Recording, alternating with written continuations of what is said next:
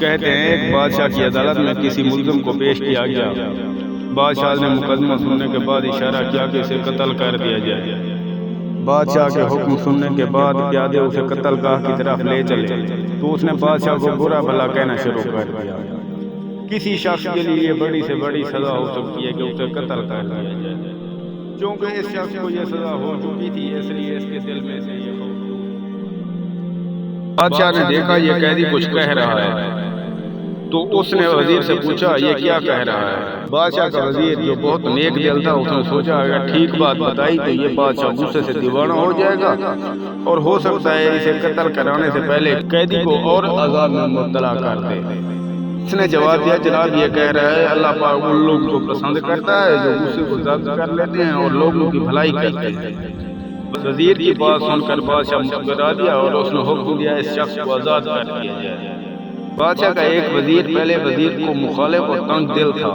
وہ خیر خواہی جتانے کے انداز میں بولا یہ بات ہرگز مناسب نہیں ہے کہ کسی بادشاہ کے وزیر اسے دھوکے میں رکھیں، سچ کے سوا کچھ اور زبان پر لائیں۔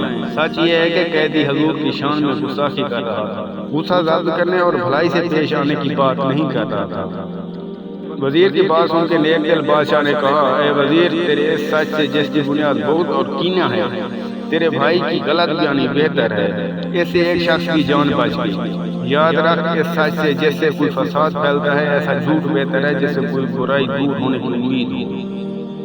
حاسد وزیر بادشاہ کی یہ بات سن کر بہت شرمندہ ہوا۔ بادشاہ نے قیدی کو آزاد کر دینے کا فیصلہ بحال رکھا اور اپنے وزیر کو نصیحت کی کہ بادشاہ ہمیشہ اپنے وزیروں کے فیصلے پہ عمل کرتے ہیں۔ وزیروں کو فرض ہے کہ وہ ایسی کوئی بات نہ نکالیں جس میں کوئی بھلائی نہ ہو۔ اور اس نے مزید کہا یہ دنیاوی زندگی بہرحال ختم ہونے والی ہے، کوئی بادشاہ ہو یا فقیر سب کا انجام موت ہے۔